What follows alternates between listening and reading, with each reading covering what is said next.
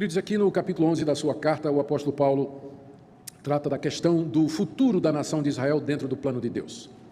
Desde o capítulo 9 que ele vem falando sobre a nação de Israel. E naturalmente a pergunta é por quê? A resposta é que essa carta foi escrita para a igreja de Roma, que era composta em grande parte por judeus convertidos ao cristianismo e que tinham muitas perguntas relacionadas à nação de Israel. O que é que vai ser do povo de Deus? Especialmente diante do fato de que os judeus, na sua grande maioria, haviam rejeitado a Jesus Cristo. A pergunta é, essa rejeição que eles tiveram de Jesus Cristo significa então que Deus, em retribuição, não tem mais qualquer propósito com os filhos de Abraão, com a nação de Israel? Eles tropeçaram a ponto de não cair mais? No capítulo 9 da carta aos Romanos, o apóstolo Paulo fala da queda dos judeus, de como eles, de fato, tropeçaram em Jesus Cristo e rejeitaram a oferta do Evangelho, isso dentro dos planos soberanos de Deus. No capítulo 10, Paulo continua tratando desse assunto e diz que a culpa da sua rejeição é da própria nação de Israel, porque os israelitas tinham conhecimento da doutrina da salvação pela graça mediante a fé, porque ela está no Antigo Testamento. Mas eles fecharam os olhos para a graça de Deus revelada no Evangelho, no Antigo Testamento, e tentaram se justificar diante de Deus pela guarda da lei, pelas obras da lei, e, portanto, não alcançaram a redenção. E aí então vem a pergunta, isso significa o fim da nação? Isso significa que Deus não tem mais nenhum plano, nenhum propósito para com os descendentes de Abraão? E aqui no capítulo 11, Paulo então responde, não, de modo nenhum. A queda de Israel ao rejeitar o Messias não significa que Deus os abandonou completamente, por dois motivos. Primeiro, a rejeição dos judeus é apenas em parte, ou seja, não foram todos os judeus que rejeitaram Jesus Cristo, porque dentro dos judeus, Deus tem um número de eleitos, judeus que foram escolhidos por Deus antes da fundação do mundo para serem parte do seu povo dentro da nação de Israel. Então, isso que Paulo chama do remanescente fiel, esses judeus creram na mensagem do Evangelho. Paulo é um desses, é um exemplo vivo disso aí. Ou seja, a rejeição de Israel não é total. Há um grupo de judeus que, através da história, crê no Senhor Jesus Cristo. Mas também, Paulo disse, na última mensagem que nós vimos, que Deus não rejeitou a nação de Israel para sempre. Haverá um tempo em que os judeus voltarão para Deus. E é sobre isso que ele trata aqui no texto que eu tenho diante de mim e que eu acabei de ler para vocês. Aqui o apóstolo Paulo explica com mais detalhes esse retorno da nação de Israel, como será e quando acontecerá. Ele faz isso sob a forma da revelação de um mistério. Veja como ele inicia essa passagem, dizendo no verso 25, porque não quero, irmãos, que ignoreis esse mistério, para que não sejais presumidos em vós mesmos. O que Paulo está prestes a fazer é revelar um mistério, revelar alguma coisa que não era conhecida antes, e que agora, tendo recebido de Deus essa revelação, Paulo passa para a igreja de Roma e, portanto, para toda a cristandade, com o propósito de que nós que não somos judeus não fiquemos presumidos, como ele diz aqui. Eu não quero que vocês ignorem esse mistério que eu vou contar agora, para que vocês não sejam presumidos, para que vocês não pensem que vocês são alguma coisa. Por que ele está dizendo isso? Porque no capítulo anterior, que nós vimos, na parte anterior que nós vimos na última mensagem, Paulo havia dito que Deus estava prestes a trazer os judeus de volta à boa oliveira, de onde eles haviam sido cortados por conta da incredulidade. Os judeus, os gentios, Paulo está dizendo isso porque os cristãos gentios estavam pensando assim, a nação de Israel, que foi a nação escolhida por Deus, rejeitou o Messias. Eu, que sou pagão, creio no Messias, eu devo ser melhor. Deus deve ter visto em mim alguma coisa melhor do que viu nos judeus, porque eu creio no Messias e os judeus não creem. Então Paulo diz, para evitar esse tipo de arrogância de vocês, eu quero dizer que Deus não esqueceu os judeus, que ainda há um futuro para a nação de Israel. Então eu vou revelar esse mistério para que vocês não sejam presumidos em vocês mesmos, para que vocês não se tornem arrogantes contra os judeus, pensando que vocês são melhores do que eles. E Paulo então apresenta isso que ele chama de um mistério. O mistério na Bíblia não é um segredo fechado a 7 chaves e que só os iniciados, iluminados e avançados têm acesso, como por exemplo nas religiões de mistério que havia na época do apóstolo Paulo, que eram religiões, eram seitas secretas, oriundas da Frígia, e que convidavam as pessoas a se unir aos deuses através de rituais super secretos e que eram proibidos de ser declarados fora do ambiente da seita. Então, eram chamados de mistérios. Quando a Bíblia usa o termo mistério para se referir a alguma coisa de Deus, não se refere a esse tipo de coisa. Mas o mistério é alguma coisa que Deus não tinha revelado antes, mas que agora ele tornou público. Alguma coisa que ele tornou visível aos olhos de todos. Deus fez isso, a Bíblia, na verdade, é o registro dessa revelação dos mistérios de Deus. Na Antiga Aliança, debaixo do Antigo Testamento, Deus revelou seus mistérios aos profetas. Talvez o melhor exemplo disso seja o profeta Daniel no capítulo 2.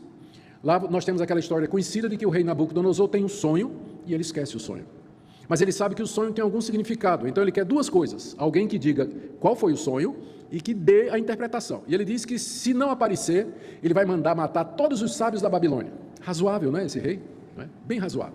Alguém tem que dizer o que eu sonhei e dizer o significado.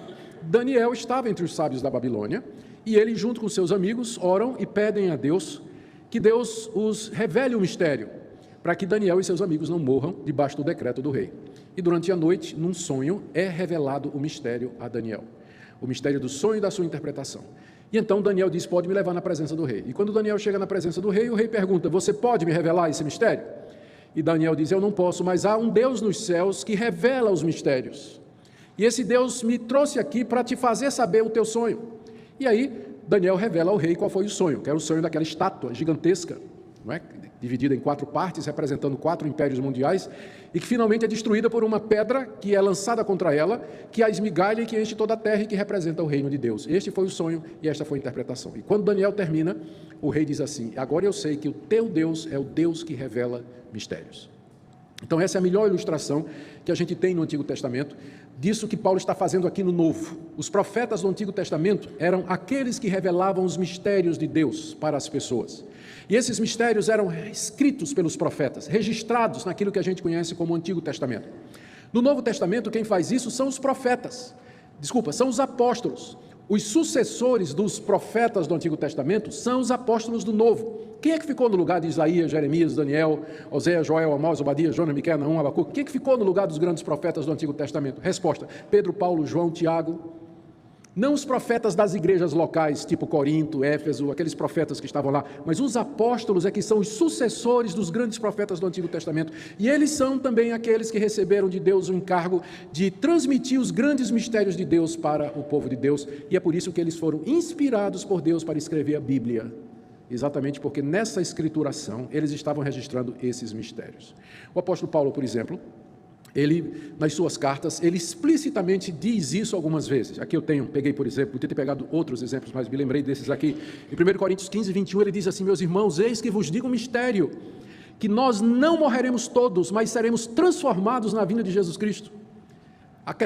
Essa era uma questão: o que é que vai acontecer quando Cristo voltar? Os mortos vão ressuscitar, mas quem estiver vivo?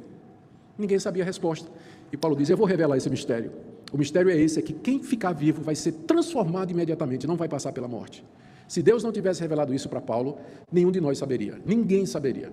Mas é um mistério do plano de Deus que foi revelado ao apóstolo. Ou, por exemplo, em Efésios capítulo 3, de 3 a 6, Paulo diz que Deus o levantou para anunciar o mistério da inclusão dos gentios na igreja.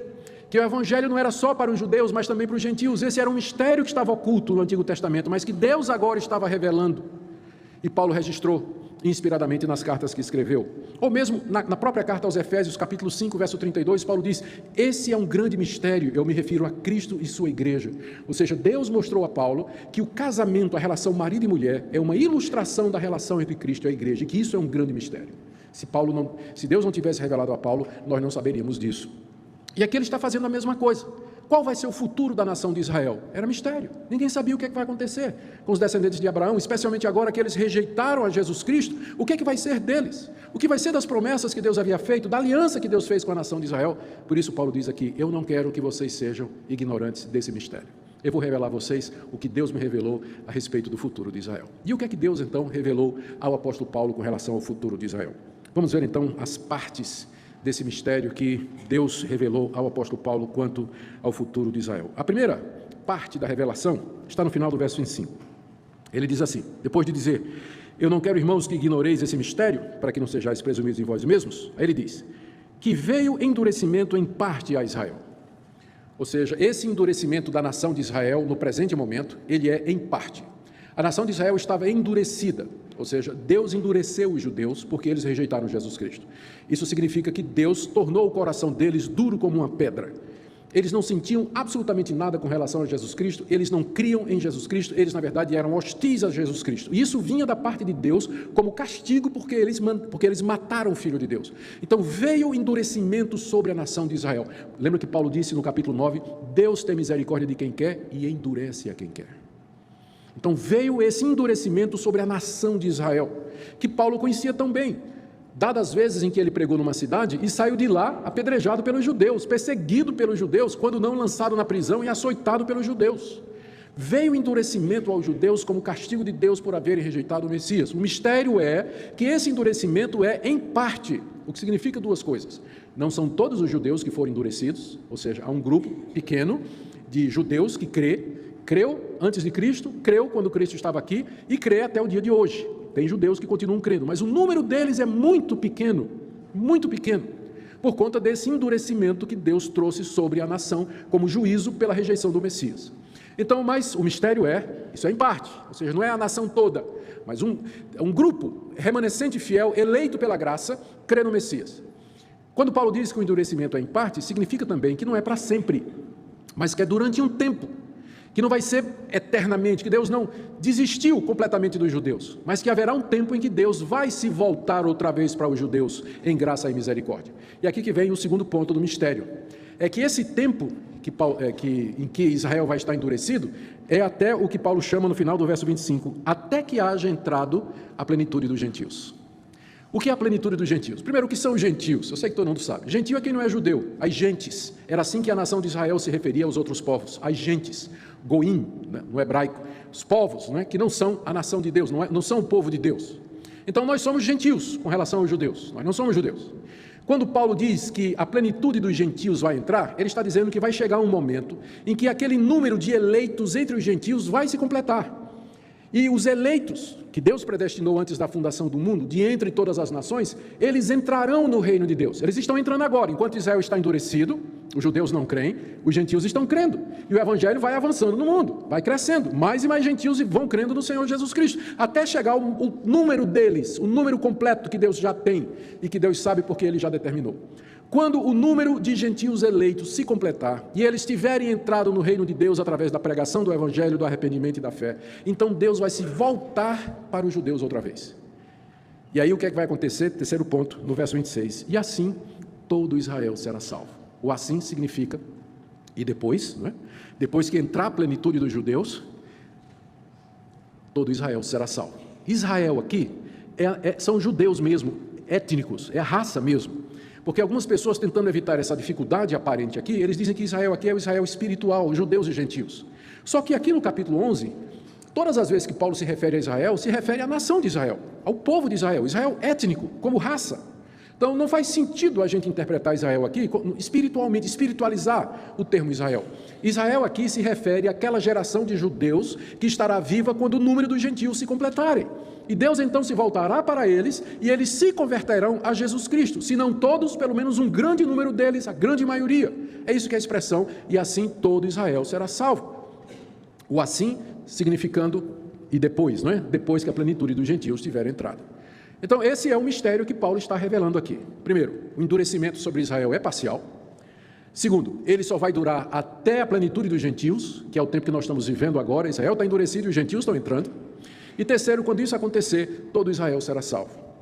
Ou seja, os judeus, a geração de judeus que estiver viva quando se completar o número dos gentios. E aí Paulo apresenta duas provas bíblicas, tiradas dos profetas do Antigo Testamento.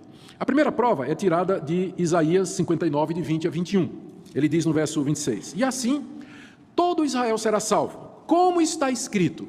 E aqui eu preciso fazer uma observação que eu creio que é importante aqui. A gente pergunta como é que Deus deu essa revelação ao apóstolo Paulo. Como é que Paulo soube esse mistério? Qual é a fonte de informação de Paulo? Como é que ele sabia que o endurecimento sobre Israel é em parte, e que só duraria até a plenitude dos gentios, e que no final disso, então, os judeus se converteriam ao Salvador? A resposta é que Paulo recebeu o conhecimento desse mistério à medida que ele se debruçava sobre a Escritura. À medida que Paulo estudava o Antigo Testamento, que era a Bíblia disponível na época, à medida que ele meditava na palavra dos profetas, Deus iluminava o seu entendimento para que ele compreendesse o sentido daquilo que os profetas disseram. E Paulo então tinha essa perspectiva, ele compreendia a verdade final, o senso pleno das palavras dos profetas. E dessa forma Deus lhe revelava toda a verdade do plano de Deus. Eu não estou dizendo que Deus não podia aparecer à noite, numa visão ao apóstolo Paulo, ou de dia, como apareceu no caminho de Damasco, e lhe revelar esses mistérios. Mas é curioso que toda vez que Paulo revela um mistério, logo em seguida ele cita uma passagem do Antigo Testamento. O que é que isso sugere? é que a revelação desses mistérios era dada à medida que ele se debruçava sobre as Escrituras e meditava nelas, e Deus iluminava o entendimento para que ele pudesse interpretar. E aqui, no caso, são duas passagens que Paulo cita como base para dizer que todo Israel será salvo depois da plenitude dos gentios. A primeira é tirada de Isaías, capítulo 59, verso 20 e 21. Ele cita aqui, não literalmente, ele muda algumas palavras, mas o sentido é o mesmo. Ele cita: virá de Sião o libertador, e ele apartará de Jacó as impiedades. Literalmente, Isaías está dizendo assim: virá a Sião o libertador, àqueles que se converterem. Paulo interpreta essas palavras do profeta Isaías como que dizendo que o Messias haverá de vir a Sião. Sião é outro nome para Jerusalém, que é a capital dos judeus, e por metonímia significa toda a nação. Então, o Redentor virá a Israel e apartará Jacó, que é outro nome para Israel, é o terceiro filho, é o neto de Abraão, Isaac e Jacó, não é? E apartará Jacó, ou os judeus, das suas iniquidades. Lendo essa passagem, meditando nessa passagem, o Espírito Santo revelou a Paulo que o significado dela é o seguinte: que quando o libertador vier a Sião, ele converterá e libertará os descendentes de Abraão das suas iniquidades. Em outras palavras, e Paulo interpreta assim: quando Cristo vier, ele encontrará o povo judeu convertido. Os judeus terão se convertido e estarão esperando a vinda do libertador. Aqueles que estiverem vivos por ocasião disso, ocasião da vinda do Senhor Jesus, eles o verão e eles o adorarão. É assim que Paulo interpreta Isaías. E a segunda passagem é de Jeremias, capítulo 31, 33 a 34, onde o profeta diz assim, que a primeira aliança que ele fez com a nação de Israel foi quebrada pela desobediência dos judeus. Mas então, depois daqueles dias, farei uma nova aliança com a nação de Israel, e eu vou gravar a minha lei no seu coração. Paulo interpreta aquela expressão, depois daqueles dias, como sendo o período dos gentios. Depois que o tempo dos gentios terminarem, Deus virá e gravará a sua lei no coração do seu povo. Como ele diz aqui, essa é a minha aliança para com eles, quando eu tirar os seus pecados. Paulo entende que isso aqui ainda não aconteceu, mas que vai acontecer no final do tempo dos gentios com a nação de Israel. Por isso ele diz, todo Israel será salvo, baseado na palavra de Isaías e baseado na palavra de Jeremias, que ele interpreta revelacionalmente, espiritualmente, através de uma revelação dada por Deus. É claro que eu e você não podemos interpretar o Antigo Testamento dessa forma, somente os apóstolos podiam fazer isso. Essa é a razão pela qual Deus os levantou e deu a eles essa habilidade de intérpretes carismáticos do Antigo Testamento. Quando eu digo carismáticos, é interpretação dada pelo Espírito Santo do Antigo Testamento. Porque se a gente fosse ler essas passagens sem a ajuda de Paulo, a gente nunca chegaria a essa mesma conclusão que ele chegou. Mas é que Deus revelou para ele, por isso que ele diz, eu vou contar um mistério. Porque está no Antigo Testamento, mas o sentido é esse aqui, o sentido que estava velado, oculto. O que Isaías e Jeremias quiseram dizer é exatamente isso aqui. Ou seja, o endurecimento da nação é em parte, não são todos e não é o tempo todo. Quando terminar o tempo dos gentios, então, os judeus se converterão a Cristo e assim todo Israel, toda aquela geração de judeus no final dos tempos será salva pela fé no Senhor e Salvador Jesus Cristo. Em seguida ele dá 4 motivos pelos quais Deus vai fazer isso. Porque alguém podia perguntar, né? Por que Deus vai fazer isso? Por que Deus não rejeitou os judeus de vez? Por que ainda tem alguma esperança para os filhos de Abraão no plano da redenção? Primeiro, verso 28, porque quanto ao Evangelho, são eles inimigos por vossa causa. Quanto, porém, à eleição, amados por causa dos patriarcas. A primeira razão pela qual Deus não abandonou a nação de Israel de vez é por amor aos patriarcas, por amor a Abraão, Isaac e Jacó. Deus amou e fez uma aliança com esses 3 homens. E disse que da descendência deles viria o Messias e que nessa descendência seria bendita todas as nações da terra. E o amor de Deus se estende não somente a Abraão, Isaac e Jacó, os patriarcas, mas também aos seus descendentes. E por amor a eles, Deus elegeu de entre eles um grande número para a redenção. Então, eles são amados com relação à eleição por conta dos patriarcas, embora no momento, é o que diz o início do verso 28, eles são inimigos do Evangelho. No momento, eles são inimigos do Evangelho por causa de vocês, ou seja, para que vocês tenham chance, para que os gentios recebam o Evangelho. Mas Deus os ama, e esse amor de Deus vem desde os patriarcas. Segundo motivo, verso 29, porque os dons e a vocação de Deus são irrevogáveis. Deus tinha dado à nação de Israel dons aqui não é dom espiritual não, tá gente? Porque às vezes o pessoal usa essa passagem fora de contexto para dizer assim, ó, Deus me deu o dom de profeta, e os dons de Deus são irrevogáveis. Sou profeta até morrer. Bom, pode ser até que você vai ser profeta até morrer, mas essa passagem não está falando de dom espiritual. Está falando de dádiva, de presente. É isso que a palavra carisma significa na língua original grega, né? Os dons espirituais são chamados de dons porque são a dádiva de Deus para o seu povo. Mas há outras coisas que também são dádivas e que não são dons espirituais, como, por exemplo, aquilo que Paulo diz aqui no capítulo 9, a partir do verso 4, quando ele se refere aos judeus e da dor que ele sente porque os judeus não se converteram, ele diz: são israelitas, olha os dons que Deus deu aos filhos de Abraão, pertence-lhes a adoção, também a glória, as alianças, a legislação, o culto, as promessas, os patriarcas e deles descende o Cristo. Estes são os dons que Deus deu à nação de Israel, e eles são irrevogáveis. Irrevogáveis. O chamado de Deus, a vocação de Deus, também está no verso 29, é irrevogável. Deus chamou Abraão e os seus descendentes para ser uma bênção para todo o mundo, e ele não pretende mudar de ideia. Por enquanto, a nação de Israel está endurecida, mas Deus vai se voltar para eles no final dos tempos, quando terminar o número dos gentios. E eles se converterão em grande número e serão uma grande bênção para todo mundo, como Deus planejou desde o começo. Terceira razão pela qual Deus fez isso, está no verso 30 a 31, ou seja, que Deus vai usar de misericórdia com os judeus, da mesma forma que usou de misericórdia com os gentios. Verso 30, porque assim como vós também outrora fostes desobedientes a Deus, mas agora alcançastes misericórdia à vista da desobediência deles, assim também estes agora foram desobedientes, para que igualmente eles alcancem misericórdia à vista da que vos foi concedida. Parece meio confuso, mas na verdade é muito simples. O que Paulo está dizendo para os gentios, a quem ele escreve, é o seguinte: vocês eram desobedientes, vocês eram pagãos, vocês viviam na imoralidade e na idolatria. Entretanto, apesar da desobediência de vocês, Deus mostrou misericórdia, permitindo que o evangelho chegasse até vocês. Vocês ouviram as boas novas, e mais do que isso, Deus moveu o coração de vocês, Deus iluminou o entendimento de vocês. Vocês creram no Messias, embora vocês não fizessem parte do povo eleito de Deus, a antiga nação de Israel, quis dizer isso. Embora vocês não fizessem parte do povo com quem Deus fez uma aliança, entretanto, Deus estendeu misericórdia a vocês quando vocês eram desobedientes. Ora, Deus vai fazer a mesma coisa com os judeus agora são desobedientes. Eles estão endurecidos, eles continuam a não crer no Messias. Então, da mesma forma que Deus usou de misericórdia com vocês quando vocês eram desobedientes, Deus também no futuro vai usar de misericórdia com os judeus à vista da desobediência deles no presente momento. E Deus faz tudo isso, quarto motivo, verso 32. Deus encerrou a todos na desobediência, a fim de usar misericórdia para com todos. A palavra encerrar significa literalmente fechar com chave. A figura é de jogar alguém numa cela e trancar por fora com a chave. Algumas traduções já trazem aprisionar ou fazer prisioneiro aí, porque é isso que a palavra encerrar significa. Deus aprisionou a todos debaixo da obediência. Quem são todos aqui? Todos aqui é tanto judeus como gentios. E o que é que significa que Deus aprisionou na desobediência tanto judeus como gentios? Significa que Deus os julgou, Deus os condenou, Deus decretou a prisão deles e a condenação deles por conta do pecado de Adão e Eva e por conta dos seus próprios pecados. É uma descrição da raça humana. Nós aqui somos descritos como prisioneiros numa cela, trancados por fora, esperando o momento de passar pelo corredor da morte, no final do qual nos espera a forca ou a guilhotina, ou o pelotão de fuzilamento. Estamos encerrados como prisioneiros por conta da nossa desobediência. E aqui todos significa, quer os judeus, quer os gentios. Esse é o assunto que Paulo tratou no capítulo 1 e 2, mostrando a culpa dos gentios e a culpa dos judeus, respectivamente. Aqui, em resumo, ele está dizendo isso.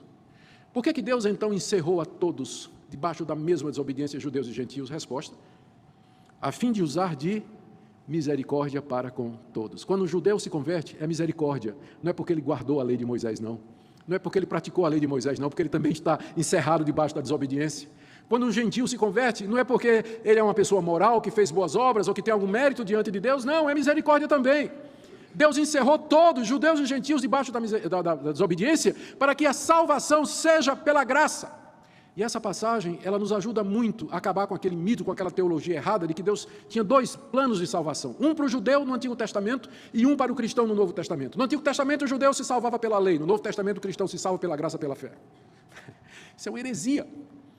O ensino bíblico é claro, Deus encerrou todos, judeus e gentios, na desobediência, para que usasse de misericórdia para com todos. O judeu no Antigo Testamento, ele era salvo pela misericórdia de Deus. Quando ele olhava para o altar, para o sacrifício de animais, ele cria no Messias que haveria de vir e cujo sangue seria derramado pelos seus pecados. E ele era justificado pela fé no Messias que haveria de vir. Hoje nós olhamos para a cruz e cremos e somos justificados pela fé no Messias que já veio há 2000 anos atrás. Em ambos os casos, fé é requerida. Deus encerrou todos debaixo da desobediência, para que usasse de misericórdias para com todos. Para que, no final, a glória fosse de quem? De Deus. Aqui você tem o final do plano de Deus. Aqui você tem a razão pela qual Deus fez tudo isso. A entrada dos gentios, a incredulidade dos judeus, o endurecimento parcial, a plenitude dos gentios, a vinda de Cristo. Por que tudo isso? E a resposta está aqui. Para que, no final, Deus usasse de misericórdia e a sua glória fosse manifesta diante de anjos e de homens. Porque é pela graça que sois salvos, por meio da fé. Isso não vem de vós, é dom de Deus. Eu quero tirar algumas conclusões, queridos, terminando aqui a nossa mensagem nessa noite. Algumas lições que são derivadas desse texto. A primeira delas é que fica claro aqui que esse período de revelação dos planos de Deus já se encerrou. Já se encerrou. Deus já revelou os mistérios, e esses mistérios foram revelados aos profetas do Antigo Testamento, aos apóstolos do Novo, que escreveram a Bíblia. A Bíblia é o registro infalível da revelação dos mistérios de Deus. Aqui nós temos o mistério de Cristo, aqui nós temos o mistério da inclusão dos gentios, aqui nós temos o mistério do futuro de Israel, aqui nós temos o mistério da segunda vinda, aqui nós temos o mistério do propósito eterno de Deus na eleição e na predestinação. Está tudo revelado aqui. A segunda lição, então, é que cabe a nós estudar a Bíblia. Cabe a nós pesquisar a Escritura para conhecer esses mistérios, entendê-los e aplicar à nossa vida. Portanto, pastores, pregadores e mestres que Deus levanta na igreja, a função deles não é trazer novos mistérios, não é revelar novos mistérios, porque esse período acabou. Mas o papel do pastor é ensinar a revelação desses mistérios à igreja, que os apóstolos e profetas já revelaram, como eu fiz essa noite aqui. Não trouxe nenhuma revelação nova, mas eu expus a revelação do mistério de acordo com o apóstolo Paulo. Essa é a função dos pastores. Portanto, rejeite pastores, apóstolos, bispos ou quem quer que seja, que venha dizendo que recebeu de Deus a revelação de um mistério, uma coisa que Deus não tinha revelado ainda à sua igreja, e que trouxe, mostrando um novo caminho de Deus, uma nova estratégia de Deus, que Ele não tinha revelado antes, mas que agora revelou, porque todos os mistérios que Deus queria que conhecêssemos, Ele já revelou. Terceiro lugar, por isso que nós dizemos que não há novas revelações hoje.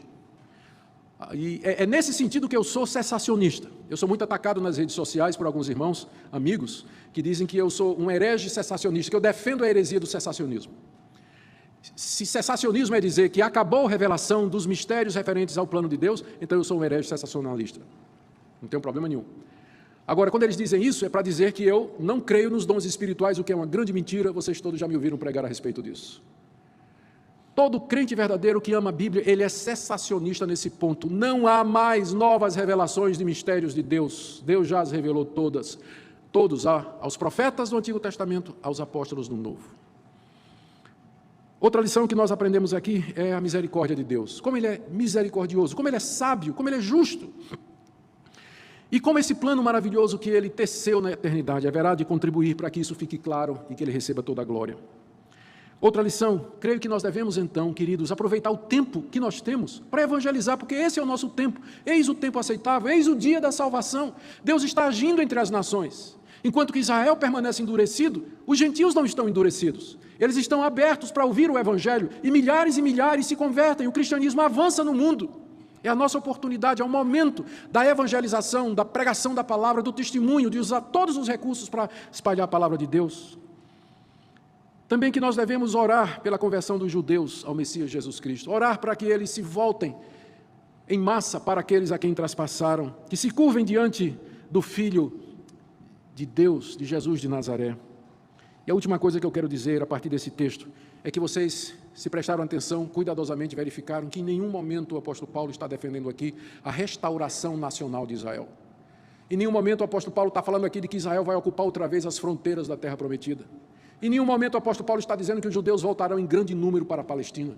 Em nenhum momento o apóstolo Paulo está dizendo que Cristo vai descer dos céus sobre Israel, vai sentar-se no trono em Jerusalém, de lá vai governar o mundo durante um milênio literal de 1000 anos.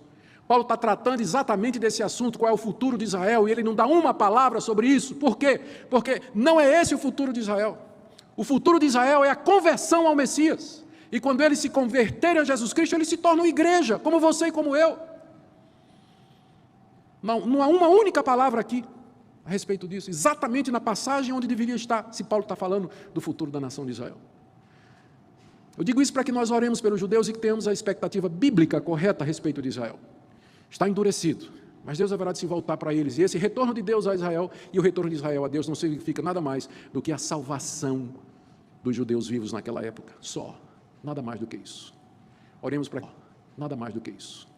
Oremos para que isso aconteça. E enquanto isso, vamos evangelizar, pregar a palavra de Deus. Como está você nessa noite? O que é que essa passagem, como é que ela fala ao seu coração? Espero que ela tenha provocado algumas coisas no seu coração. Primeiro, você ver a maravilha do plano de Deus. Que plano sábio, profundo, esse plano de Deus. Segundo, que você veja a glória do nosso Deus refletido aqui em toda essa atividade salvadora dele, como ele intervém na história, fazendo com que ela concorra para esse fim que ele tem em mente, que é usar de misericórdia para com todos no final. Espero que essa passagem lhe mova de gratidão, de você dizer, Deus, eu não quero ser presumido, como Paulo disse, não é que ele está revelando esse mistério, exatamente para que nós não sejamos presumidos. Deus, eu quero te agradecer pela misericórdia que o Senhor me deu, porque eu poderia estar endurecido, mas eu não estou. Eu poderia estar com um coração de pedra, mas não, o Senhor me deu um coração de carne, eu posso crer, eu posso sentir, eu posso ter comunhão com meu Senhor e Salvador Jesus Cristo, enquanto que os judeus permanecem como uma parede com relação a Cristo Jesus.